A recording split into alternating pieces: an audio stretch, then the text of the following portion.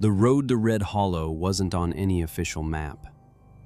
Agent Caleb Voss noticed that long before his GPS lost signal. The asphalt simply thinned. What had been a proper highway dissolved into a narrow, cracked ribbon swallowed by towering pines. The trees leaned inward as if conspiring, their branches knitting together to choke out the sky.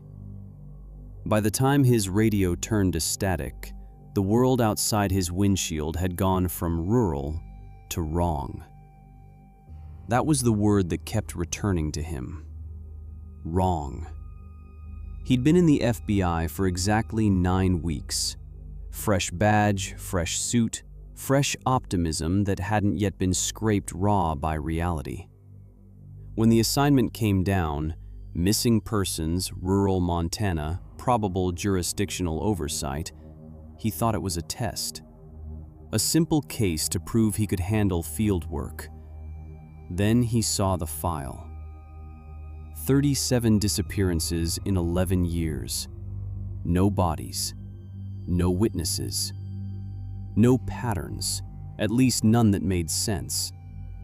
The only common factor, Red Hollow. Population, 214. Or at least, that's what the last census claimed. Caleb adjusted his grip on the steering wheel. The deeper he drove, the quieter everything became. Not just the absence of traffic, there were no birds, no insects. Even the wind seemed to hesitate, brushing the trees in slow, uncertain motions. He checked his watch. 5:42 p.m. He'd arrived before dark. That thought should have comforted him. It didn't. The village appeared suddenly. No gradual transition. No outskirts or warning signs. One moment there was forest, the next, buildings. A cluster of wooden structures arranged in an uneven circle around a dirt square. The architecture looked decades out of place, like something preserved rather than lived in. Caleb slowed the car. People were outside. That was the first thing he noticed. They weren't walking or talking. They were standing. In twos and threes, scattered across porches and near fences, all facing different directions. Watching. Not him specifically, at least that's what he told himself. Their gazes seemed unfocused, like mannequins positioned to simulate life. Still, as he drove through the center of town, he couldn't shake the feeling that every single pair of eyes followed him.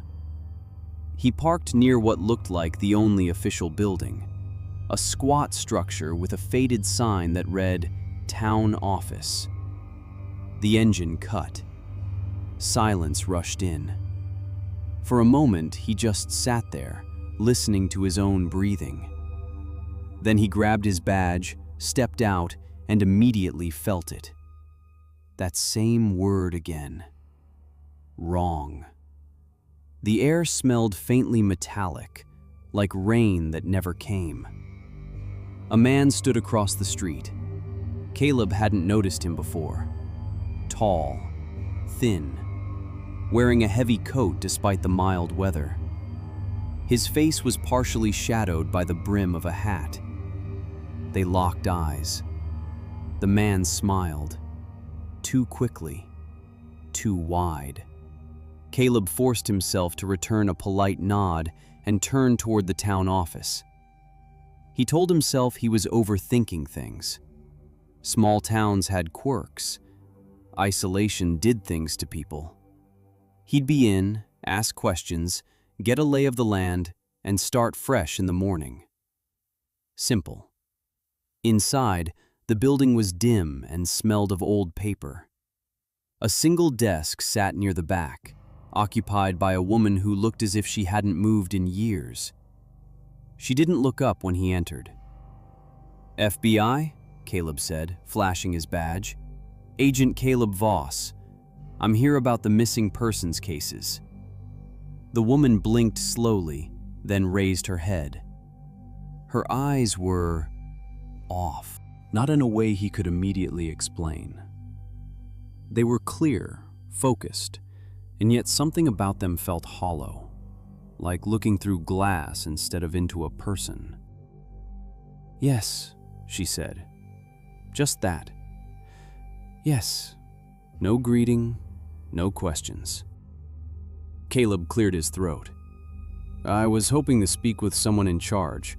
Sheriff, mayor, anyone who can brief me." A pause. Then, "We don't have those anymore." "Anymore?" "They left." "When?" She tilted her head slightly, as if considering the question from a strange angle. "Some time ago." Caleb felt a prickle at the back of his neck. "All right," he said carefully. "Then I'll need access to your records." Another pause. "You can stay at the boarding house," she said instead, pointing vaguely out the window. "Second building on the left." "That's not what I—" "You'll need rest." Her voice wasn't forceful. It wasn't even insistent. It was final. Caleb hesitated, then nodded slowly. There was no point pushing too hard on day one. He'd get more by observing than by demanding. "Thank you," he said. She didn't respond. As he turned to leave, he felt her gaze on his back, not following him, fixed, like it had been there all along. The boarding house was exactly where she said it would be. 2 stories, peeling paint, windows too dark for the hour. The door creaked open before he knocked. An older man stood inside, thin as a rail, with a face like dried parchment. "You're expected," the man said. Caleb suppressed a sigh. "I figured as much." The man stepped aside. "Room's upstairs, end of the hall." No paperwork, no payment discussion, no questions. Caleb climbed the stairs, each step groaning under his weight. The hallway was narrow, lined with identical doors. The last one was slightly ajar. Inside, the room was simple but clean. Bed, dresser, a small desk, and one window. He set his bag down and approached it. The view overlooked the center of the village. The people were still there, standing, watching. Night fell faster than it should have. One moment the sky was dimming, the next it was black. Not the soft dark of rural nights, but something heavier, thick, oppressive. Caleb sat at the desk, reviewing the case files he'd brought. Photos of the missing, dates, notes. Nothing connected, except the location. He rubbed his eyes. Fatigue crept in, but something kept him alert. A tension in the air, like the moment before a storm. Then, a knock. 3 sharp taps. Caleb froze. He hadn't heard anyone approach. Another 3 knocks. He stood slowly, hand drifting toward the holster at his side. "Who is it?" he called. A pause. Then a voice. "Someone who doesn't want you to die." That was enough. Caleb opened the door. The man from earlier stood in the hallway. Up close, he looked worse. His skin was pale, stretched too tight over his bones. His eyes darted constantly, scanning the corridor. "We don't have much time," the man said, stepping inside without invitation. "Listen carefully." Caleb shut the door. "Start talking." The man grabbed his arm. His grip was ice cold. "They know you're here." Who? Don't say it, the man snapped, then lowered his voice. Don't name things. Not here. Caleb pulled his arm free. You're going to need to make a lot more sense. The man took a shaky breath. 3 rules, he said. Follow them, and you might last until morning. Caleb frowned. Morning? Rule 1, the man continued, ignoring him. Never give a sign that you noticed. Noticed what? A faint sound drifted through the walls, scratching. Soft, irregular, the man's eyes flicked to the window. Anything, he whispered. Anyone. If something feels wrong, looks wrong, ignore it. Act normal. They're watching for reactions. Caleb felt his pulse quicken. Who is they? The scratching grew louder, closer. Rule 2, the man said, voice tightening. If you feel surrounded, if it feels like they're all around you at once, run. There's a bunker behind the boarding house, storm cellar doors half buried.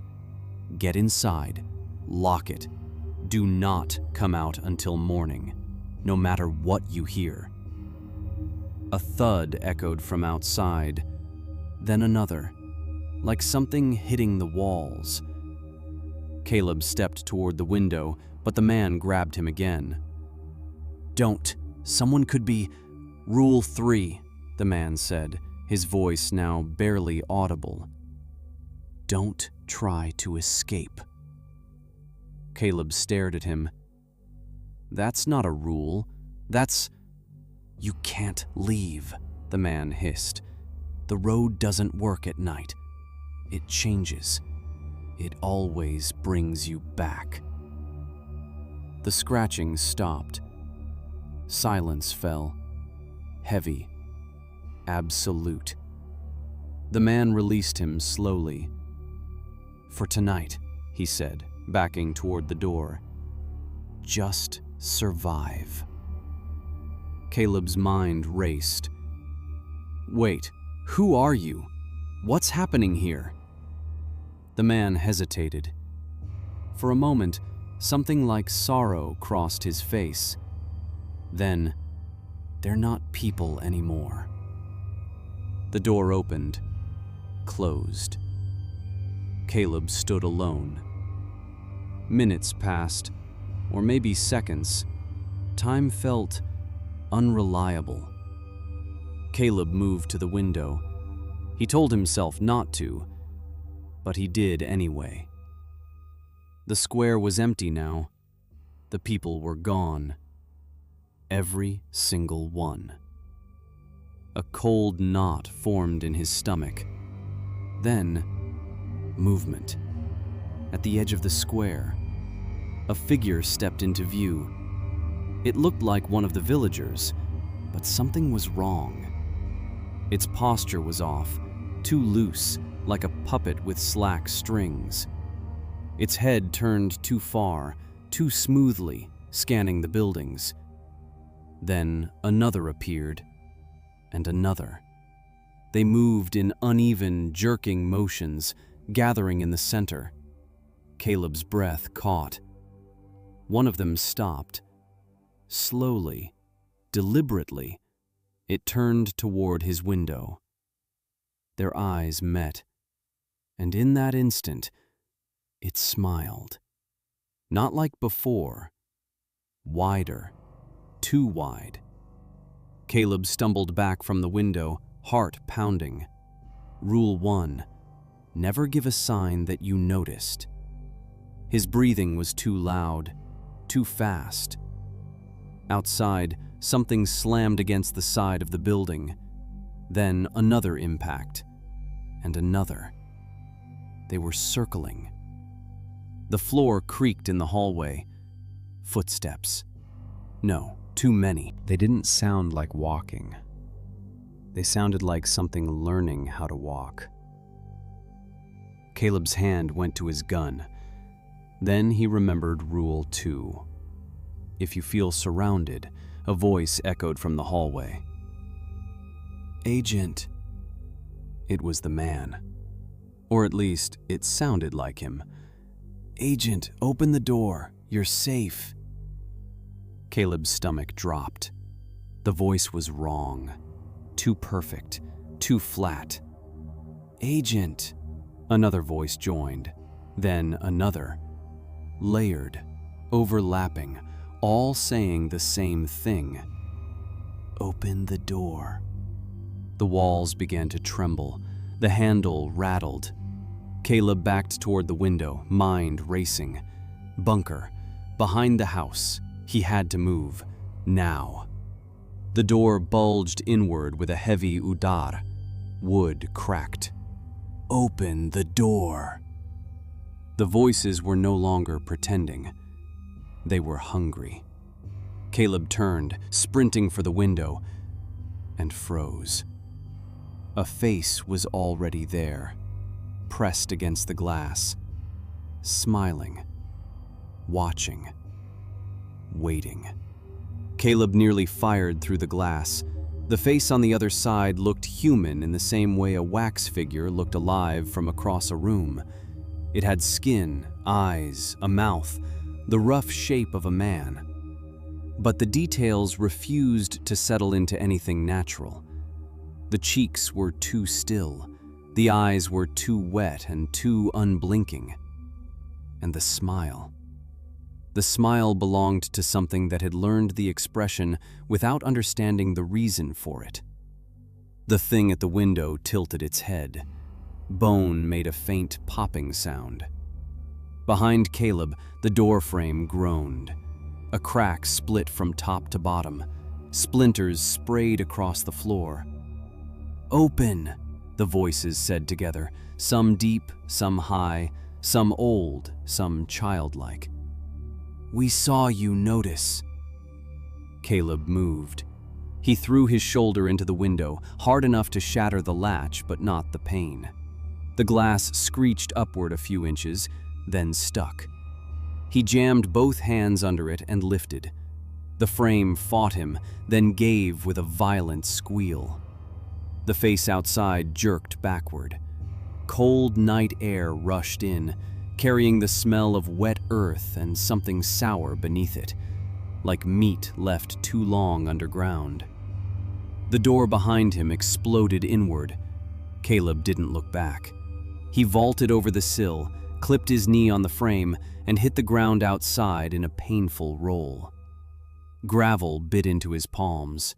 His gun tore free from the holster and skidded somewhere into the dark. For one stupid second, training screamed at him to retrieve it. Then he heard the room behind him fill. Not with footsteps, not exactly. With shifting, dragging, clawing. A dense, collective movement like a pile of animals fighting over a carcass. He got up and ran. The boarding house loomed to his left, all black wood and blacker windows. Behind it was only darkness and the vague outline of the tree line. Caleb sprinted along the wall, lungs burning, trying to remember what the man had said. Storm cellar doors, half buried. Another window shattered above him. A voice from the broken room called out in his own tone. "Help!" Caleb felt his legs almost falter. They were copying him now. He rounded the back corner of the boarding house and almost. He rounded the back corner of the boarding house and almost missed it. Two slanted metal doors set into a mound of earth, rusted and chained open. A cellar entrance. Half swallowed by weeds. The bunker. He lunged for it, boots skidding in the mud. One of the doors screamed on its hinges as he yanked it wider and stumbled down the narrow concrete steps. The darkness below was total. He slammed into a wall, found a handle, and pulled another door shut behind him, just as something hit the outer cellar doors with enough force to shake dirt from the ceiling. Blackness swallowed him whole. Then came silence. Not complete silence. His own ragged breathing was too loud for that. But a deeper quiet than the one outside. Heavy walls, packed earth, concrete. The kind of underground stillness that made every sound seem disrespectful. Caleb fumbled in his jacket, found his phone, and thumbed on the flashlight. A thin cone of white revealed a low rectangular room. Concrete walls, dirt floor, shelves along one side with old cans and cloudy glass jars. A cot in the corner, a kerosene lantern, a steel bolt on the inner door he had just closed. He shoved the bolt into place. Something scraped across the other side immediately. Slowly, almost thoughtfully. Caleb stepped back, the light shaking in his hand. The bunker felt old. Older than the boarding house, maybe older than the village itself. Someone had tried to reinforce it over the years. Extra boards along the wall, new hinges on the door. But the place still gave off the impression of being made in desperation, not design. Another scrape sounded above him. Then a knock. 3 times. The exact same rhythm as before. Caleb stared at the door. No voice followed. No demand. Only the faintest sound of movement, circling, pausing, circling again. He backed into the center of the room and tried to think. He had been in Red Hollow for maybe 4 hours. His case file had mentioned disappearances, possible local interference, rumors of cult activity. Not one page had prepared him for this. His FBI field training instructor, Special Agent Garza, had a favorite line. When a scene makes no sense, start with what you know for certain. Caleb clung to that. What did he know? There was a village called Red Hollow. The people in it were wrong. Someone had warned him. That someone had known exactly what would happen. There were rules, and whatever was outside had reacted the second Caleb made it obvious he saw them for what they were. A hollow laugh escaped him before he could stop it. What they were, he muttered to himself. What does that even mean? The bunker did not answer. He turned the light over the shelves. Cans without labels, a dented coffee tin filled with matches, blankets folded with surprising care, a plastic water jug half full and clouded yellow with age. Near the cot sat a wooden crate with a cracked lid. On top of the crate was a notebook. Caleb went still. It was small, leather-bound, and damp at the edges. The cover had no title. He approached slowly, as if it might move on its own. Outside, the scratching began again, closer to the level of his head now. He snatched the notebook and flipped it open. The first pages were filled in a cramped, hurried hand. Dates, fragments, repeated sentences. Don't let them hear you pray. They use voices first. If someone says your mother's name, do not answer. Do not look under the bed in any house here. Caleb turned pages faster. Entries spanned years. Different ink, same handwriting. The writer's mind seemed to fray as the notebook progressed, but a shape emerged from the chaos. The village had not always been like this. Long ago, how long, the writer never clearly said, Red Hollow had been founded on land the local tribes would not cross. There were mentions of older stories, of mimics in the ravines, of things that wore familiar shapes to draw hunters into the snow. The settlers called them devils, then witches, then skinwalkers, though the writer admitted that word might be wrong, or at least incomplete.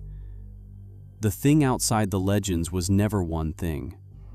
It was hunger that learned faces. Caleb swallowed.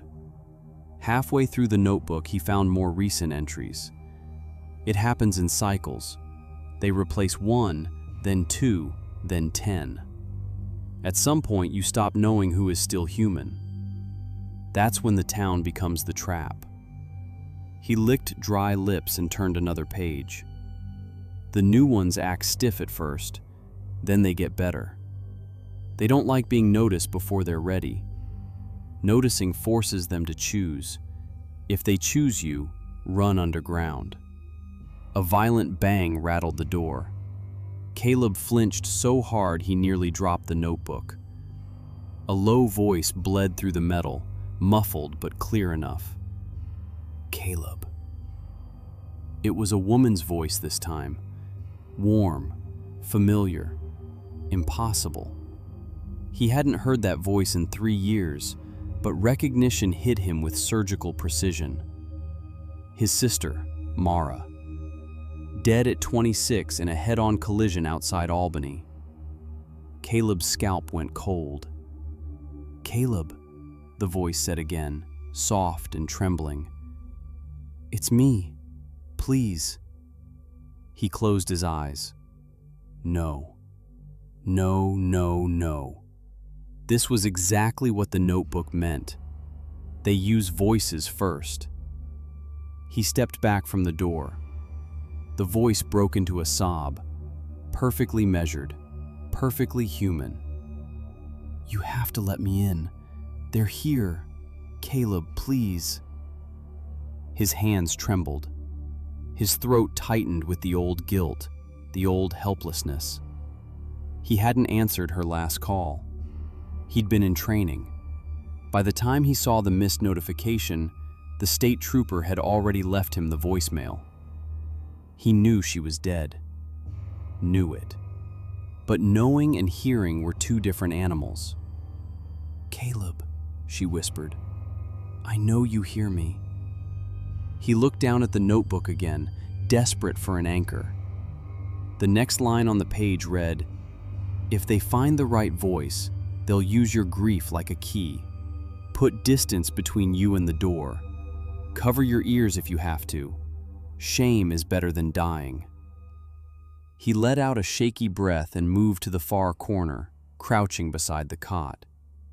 He pressed the heels of his palms against his ears. The voice outside changed, not in sound, in attitude. The crying stopped mid-breath. The tone flattened. You should have answered the phone. Caleb's stomach twisted. I waited, it continued. I waited and you didn't answer. Then came another voice, male this time, old and raspy. His father. Boy. Caleb shut his eyes tighter. Open the door. Scratch, scratch, scratch. The voices layered over each other, blending, splitting, reforming. His father. Mara. A college friend. Agent Garza. Even his own voice again, calm and urgent and persuasive. Come on, Caleb, you're overreacting. A thump struck the ceiling overhead. Dust drifted down. The bunker lantern rocked slightly on its hook, though there was no breeze. For the next hour, or 5 minutes, or 10, time had stopped behaving. The things outside performed a cruel little theater. Pleading, accusing, threatening, laughing. At one point, Caleb heard what sounded like a child singing from just above the cellar doors. At another, something dragged its nails down the metal in slow, parallel lines, producing a shriek that made his teeth ache. Eventually, the voices dwindled. Not because they had given up, because they had decided to wait. That was somehow worse. Caleb lowered his hands from his ears. The silence pressed close around him again. His phone showed 12:17 a.m. Battery 41%. No signal. He forced himself to stand and took a fresh look around the room. Panic wouldn't get him through the night. Information might. The shelves held more than food. Tucked behind the cans was a tin box wrapped in cloth. Inside were loose photographs, a keyring, and a folded map of the village. Caleb spread the map on the crate. It was hand-drawn but detailed. Main square, boarding house, town office. Well, church. A ring of homes. Beyond them, the forest. But there was something else marked too. A large square beneath the village center, drawn in red pencil. Old shelter / lower level, sealed after fire. A line connected it to 3 buildings: the church, the town office, and the boarding house. Tunnels. Caleb's pulse quickened for an entirely different reason. If there were tunnels, then the village had infrastructure beneath it. Hiding places. Movement unseen. A way for things to appear and disappear without crossing open ground. He studied the photographs next. The oldest showed Red Hollow decades earlier. People smiling at a harvest festival. Children with painted pumpkins. Women on church steps. Ordinary. Entirely ordinary. On the back of one photo was a date from 1989. Another picture showed the same square after what looked like a fire. Blackened windows, soot-streaked walls. Several men standing with shovels, faces grim. Someone had circled a figure in the background. A woman near the edge of the frame, half turned away, her face blurred by motion. On the back, in the same hurried hand as the notebook, were the words, "First time I saw one standing wrong." No one else noticed, or pretended not to. Caleb flipped through the stack until one photo nearly made him stop breathing. It was recent, maybe 10 years old. Color faded by damp. 5 people standing in front of the town office. One of them was the man who had warned him. Younger, heavier, more alive, but unmistakably him. On the back, Elias Thorne, Deputy. Last one I trust. Caleb stared at the name. Deputy.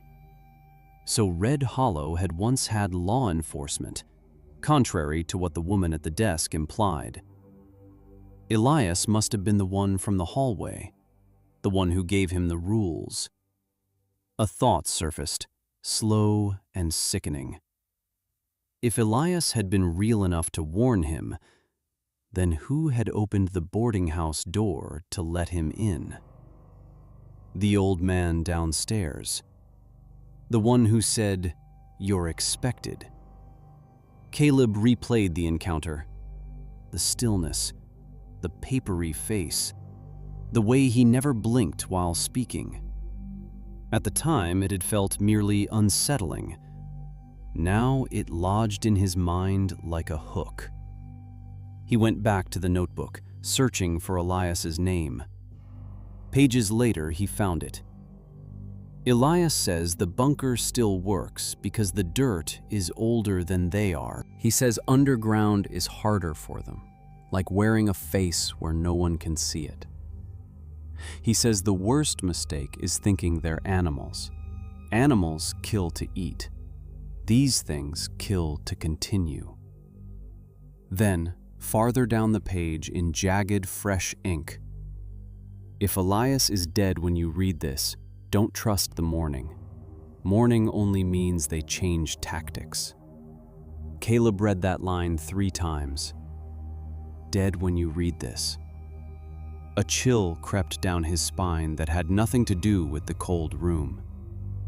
He saw Elias's expression again, that brief sorrow before he left. Not fear, not exactly. Resignation, as if he knew how the night would end for him. Caleb's flashlight beam drifted to the cot. There was something under it. He crouched and swept the light lower. A second notebook? No. A metal lockbox, half hidden in shadow. He dragged it out. Unlike the tin box, this one was newer, heavy. It was locked, but one of the keys from the ring fit on the third try. Inside was an FBI folder. Caleb went perfectly still.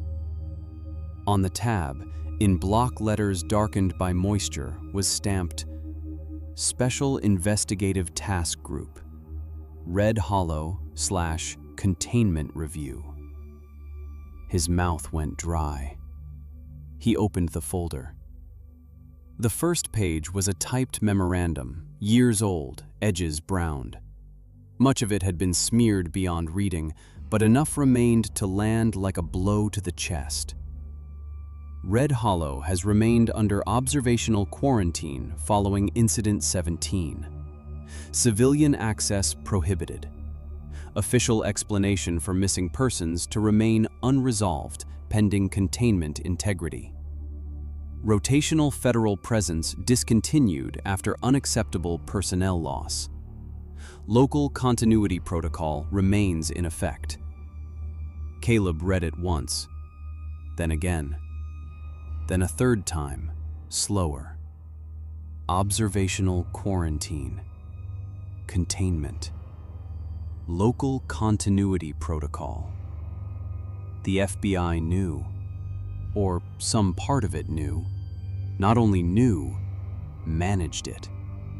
His assignment, the file, the missing person pretext, it all shifted under him. He hadn't been sent to solve Red Hollow. He had been sent into it. For a few seconds, he could only hear his heartbeat. Then he turned the page. The next sheet was a roster of names. Most were crossed out. Some had dates beside them. At the bottom, one line had been added by hand. Next rotation, Agent Caleb Voss. He stared at his own name until the letters looked foreign. A sound came from the ceiling above him. Not scratching this time. Footsteps. Slow. Measured. One set only. They crossed the ground over the bunker and stopped directly overhead.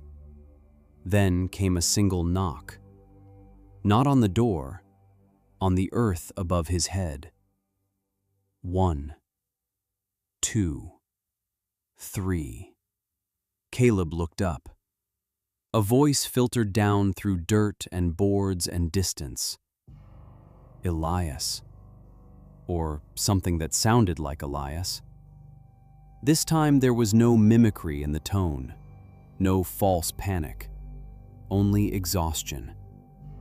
Agent, the voice said, you need to know what you really are before sunrise. Caleb didn't answer. He couldn't. His throat had tightened to the point where even breathing felt deliberate. Above him, the dirt shifted slightly, as if something had knelt over the bunker entrance. Agent, Elias's voice came again, softer now. If you're still following the rules, you won't respond. Good. That means you might survive long enough to understand this. Caleb forced himself to stay silent. The notebook lay open beside him. The line echoed in his head. If Elias is dead when you read this, don't trust the morning. His grip tightened on the edge of the crate. Dead. The man who warned him was already dead. So I'll talk, the voice continued, and you'll listen. And maybe if you're smarter than I was, you'll do something with it. A faint scraping sound followed, like fingers dragging through loose soil. "They don't like the bunker," Elias said. "Not because it hurts them. It doesn't. Nothing hurts them the way we'd understand. But down there, you don't give them anything to work with. No faces, no reactions, no reflections." Caleb's eyes flicked to the metal walls. Reflections. He slowly angled his phone light away from his own face. "Up here," Elias went on, "everything is surface. Every window, every piece of glass, every eye. It's all a mirror if you think about it. And they're very, very good at mirrors." Something shifted above him again. Weight. More than one set now. Caleb's pulse ticked up. "They're listening too," Elias said, almost conversationally.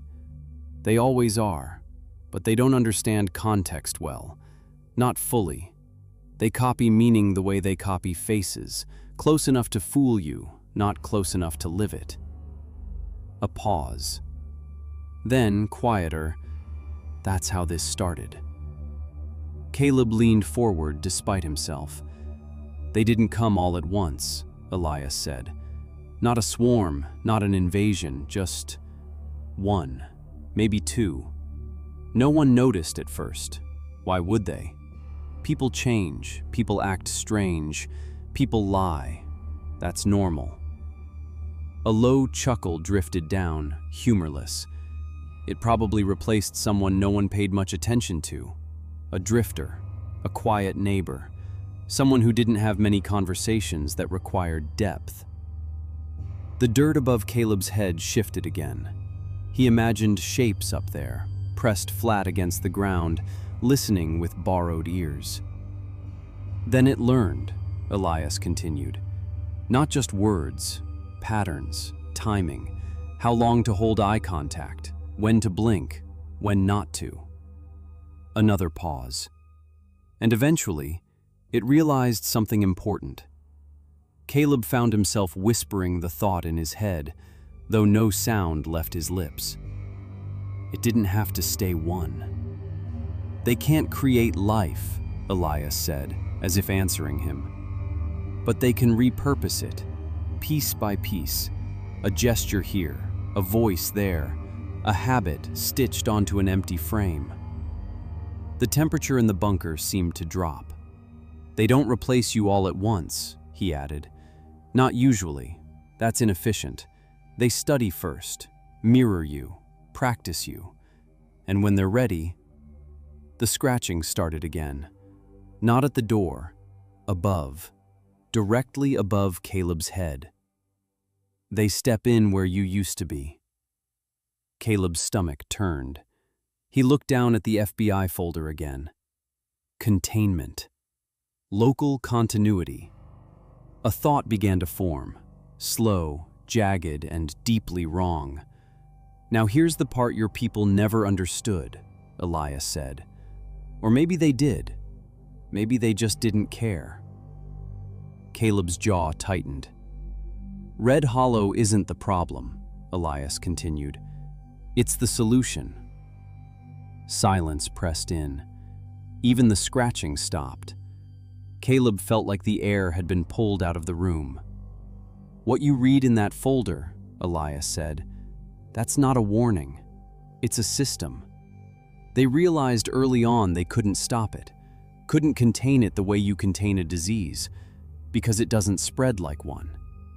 A dull thud echoed above, then another, slow, rhythmic, like something testing the ground. "So they compromised," Elias went on. "They let the hollow exist, let it feed in a controlled way, a closed loop. People come in, most don't come out, and whatever wears their faces doesn't leave either." Caleb's mind reeled.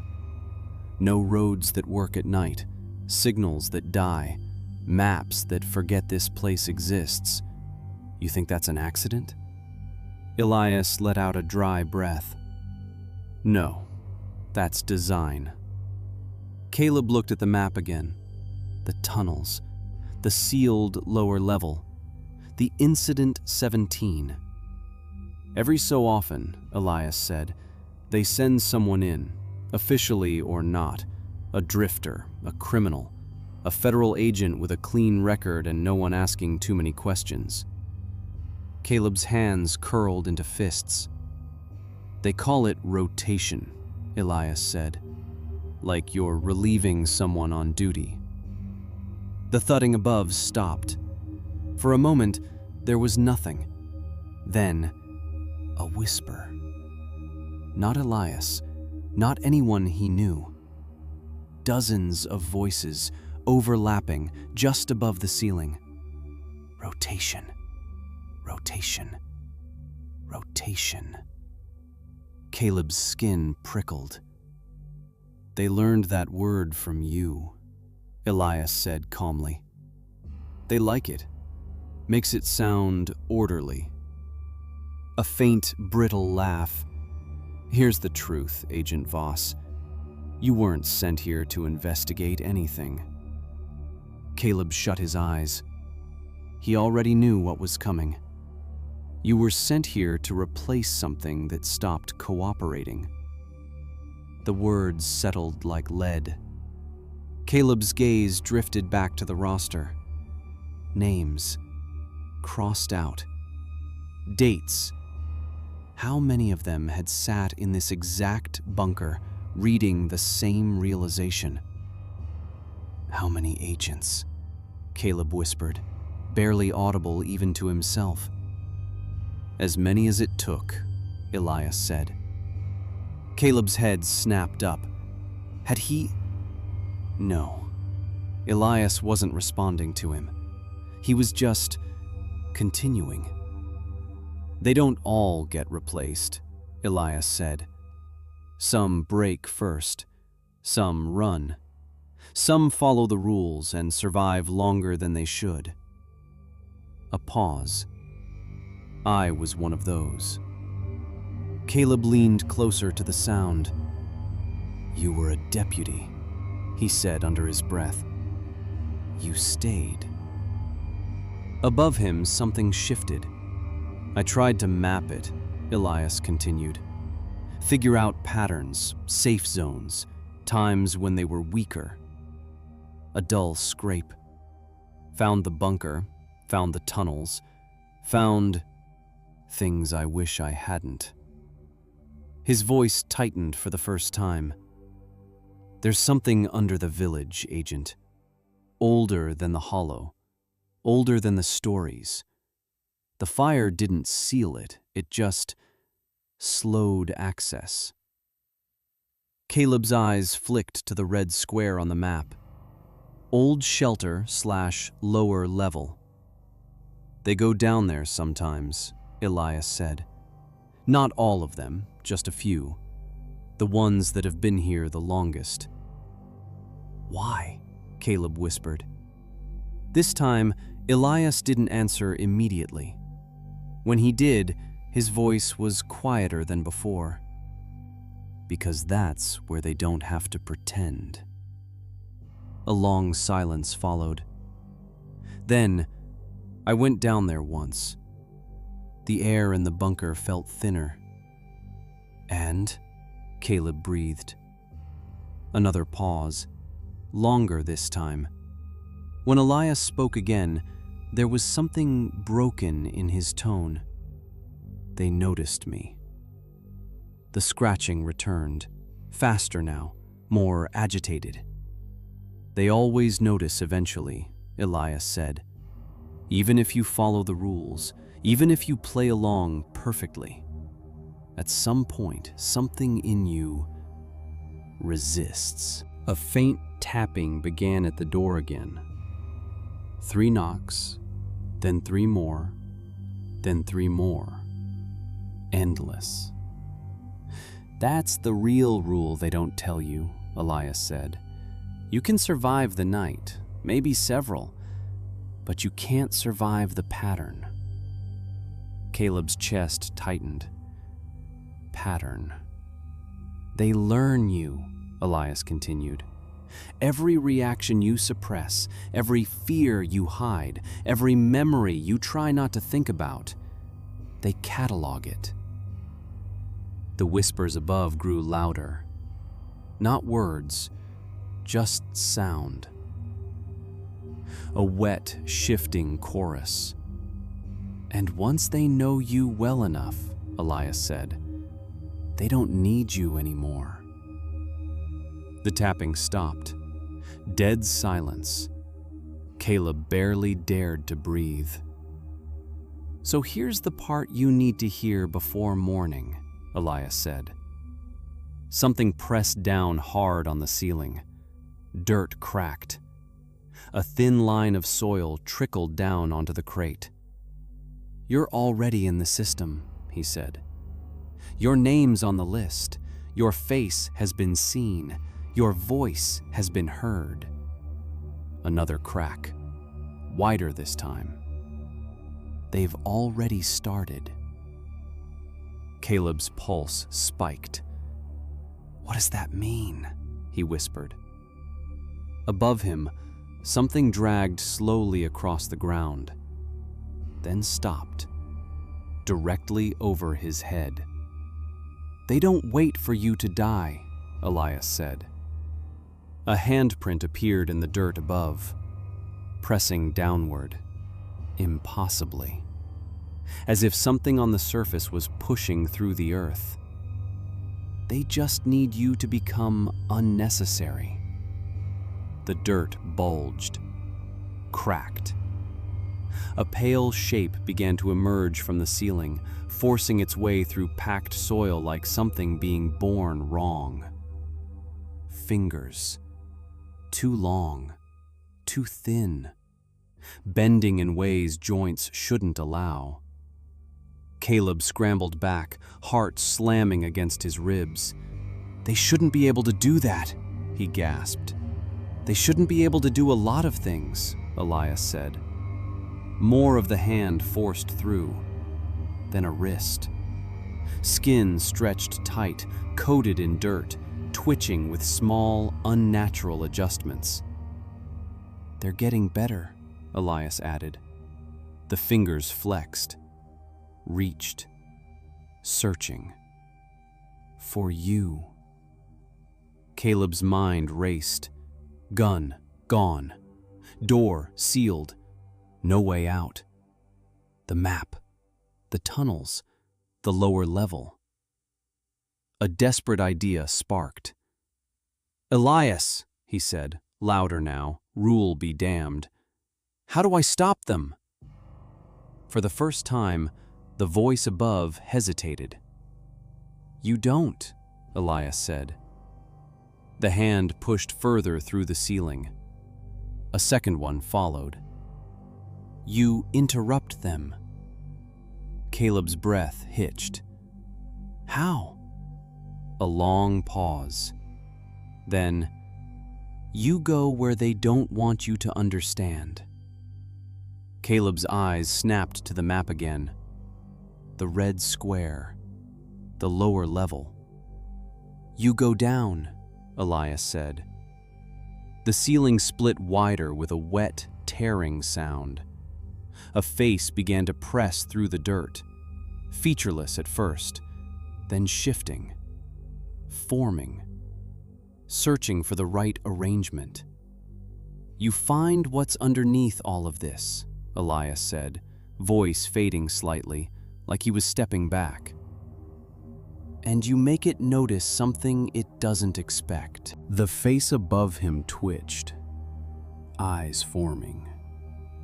Too many at first, then fewer. Then two, they snapped open. Locked on to Caleb. And what doesn't it expect? Caleb shouted. The mouth split into a smile. Elias's voice came one last time. You. The ceiling gave way, and the thing fell into the bunker. The thing hit the ground wrong. Not like a body, like a pile of parts that hadn't agreed on a single shape yet. limbs folded under themselves at impossible angles, joints correcting mid-impact with soft, wet clicks. Its face, Elias's face, or something wearing the memory of it, flickered between expressions: concern, relief, hunger. None of them stayed long enough to feel real. Caleb didn't hesitate. He grabbed the lantern from its hook and hurled it. Glass shattered against the thing's shoulder. Kerosene splashed across its chest and face. For half a second, nothing happened. Then flame caught. The creature didn't scream. It observed the fire. Its head tilted as the flame spread, licking across its skin, curling the edges of something that wasn't quite flesh. The smell hit Caleb a moment later. Burning, yes, but not like meat. More like old paper.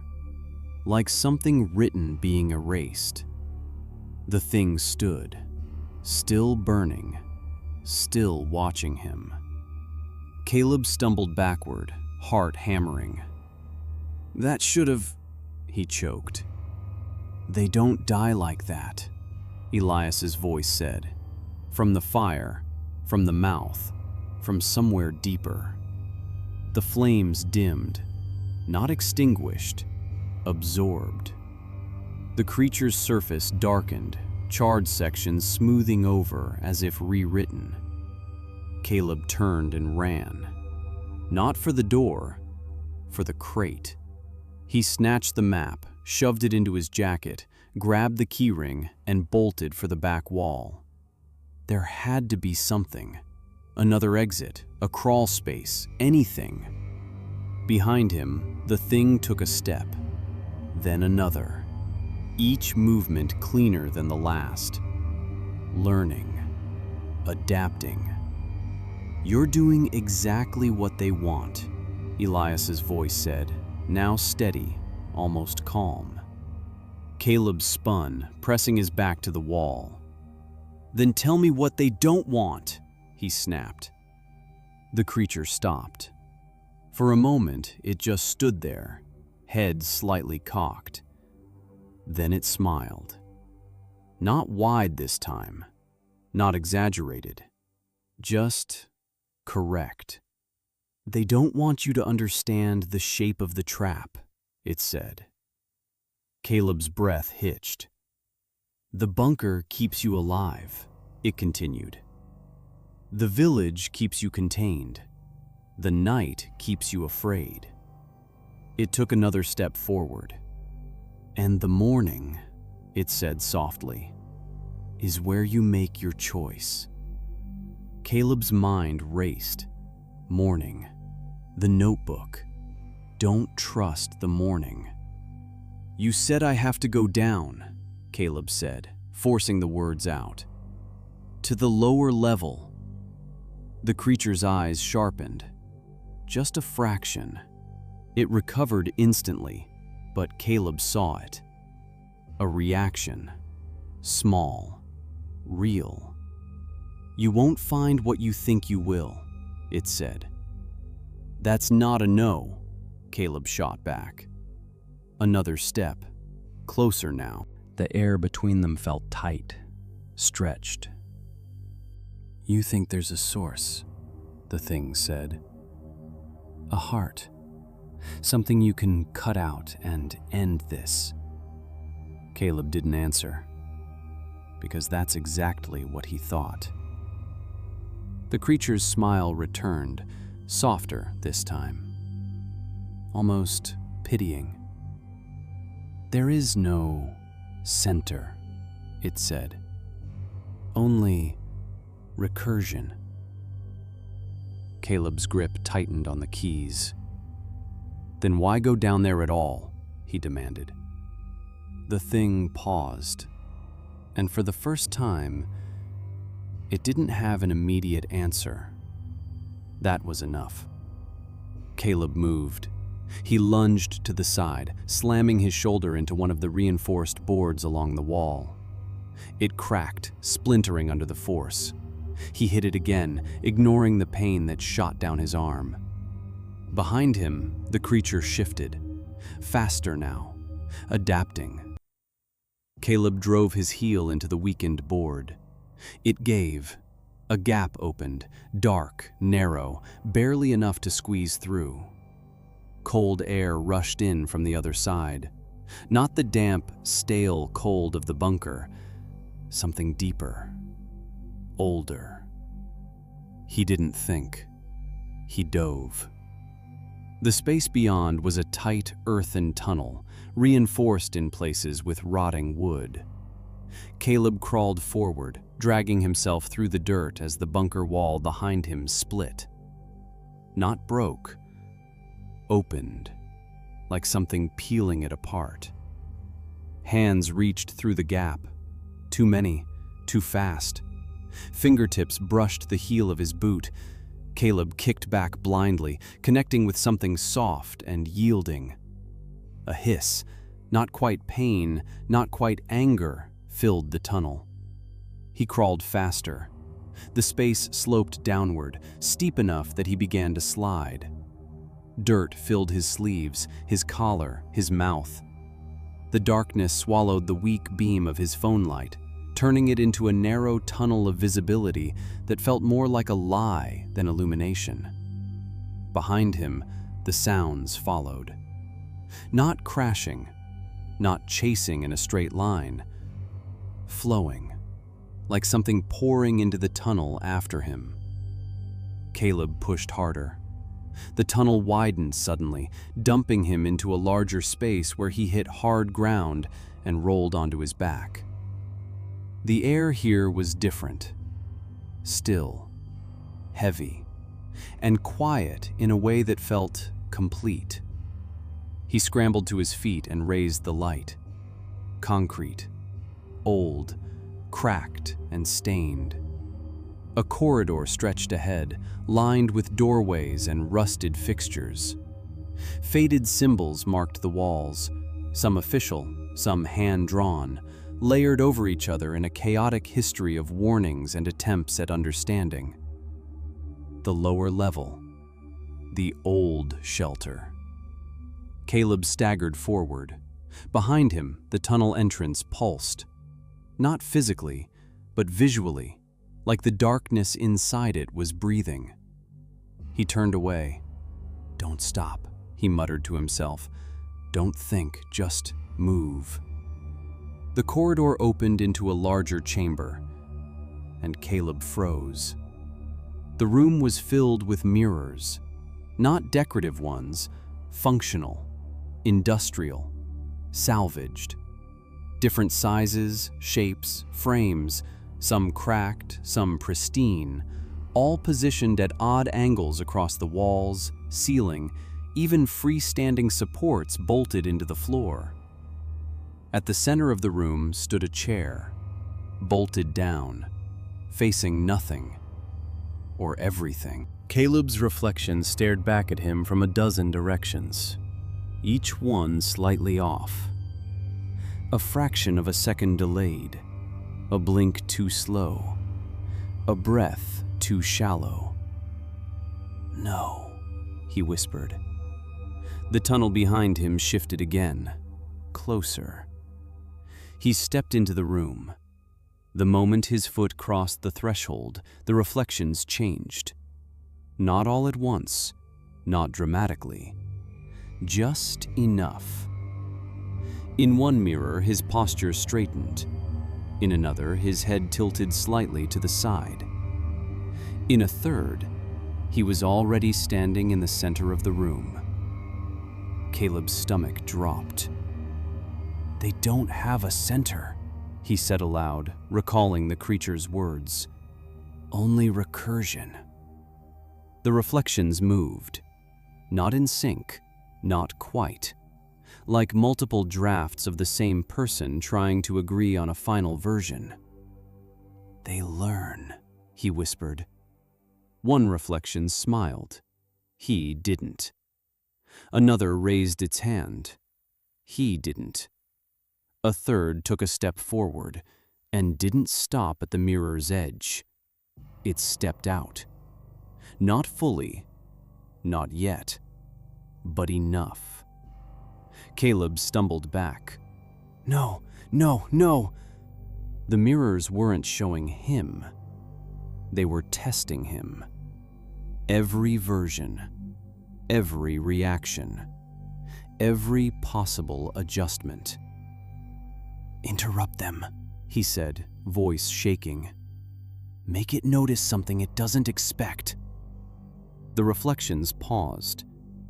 All of them, as if listening. Caleb's mind raced. What doesn't it expect? Fear? No, that's all he'd given it. Violence? It adapted to that instantly. Running? That's the system. Thinking, planning, understanding. His eyes widened. "That's it," he whispered. "They expect reaction, pattern, input." The reflections leaned closer, interested. "They don't expect," he swallowed. "Nothing." Caleb stepped into the center of the room. Every reflection snapped into alignment, watching, waiting. He let his arms fall to his sides, slowed his breathing, emptied his expression. No fear, no anger, no resistance, nothing. The room held its breath. One reflection stepped forward again, closer now, perfectly matching him. Then it faltered, just slightly. A delay, a misalignment. The others followed. Tiny errors accumulating. Caleb stayed still, mind blank. No pattern, no input, no data. The reflections began to twitch, overcorrecting, resetting, failing. The one closest to him stepped fully out of its mirror and collapsed. Not into a body, into something undefined. Edges dissolving, features slipping, like a mask melting off a face that was never there. The others followed, one by one. The mirrors cracked, not from impact, from inconsistency. Caleb didn't move, didn't react, didn't think. The room unraveled, and then silence. Real silence. The mirrors went dark, not reflective, just glass, dead. Caleb exhaled, a slow, careful breath. Behind him, the tunnel had stopped moving. The presence? Gone. For the first time since he arrived in Red Hollow, nothing was watching him. Morning came quietly.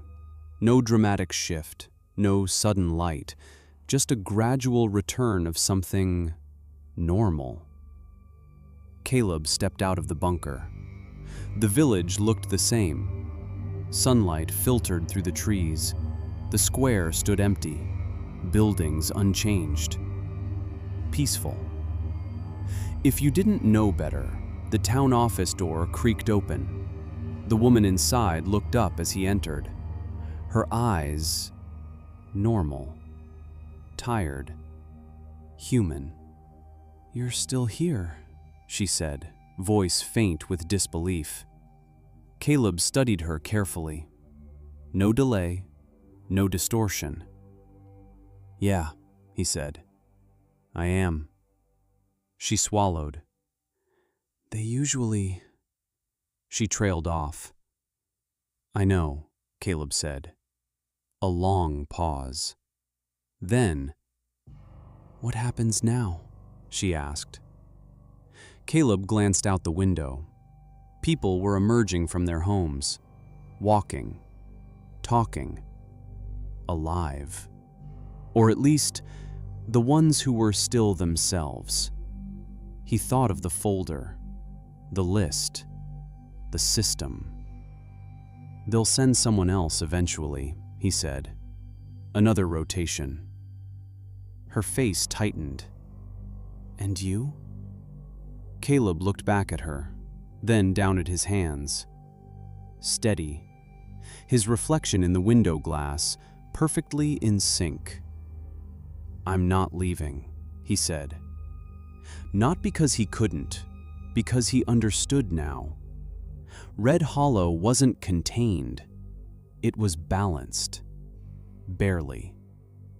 And if no one was here to interrupt the pattern, it would start again. The woman nodded slowly, as if she already knew. Caleb stepped outside. The sun felt wrong on his skin. Too warm. Too real. But for now, it was enough. Behind him, deep beneath the village, the broken mirrors lay still, waiting. Not dead, just uncertain. And for the first time in a very long time, Red Hollow didn't know what came next.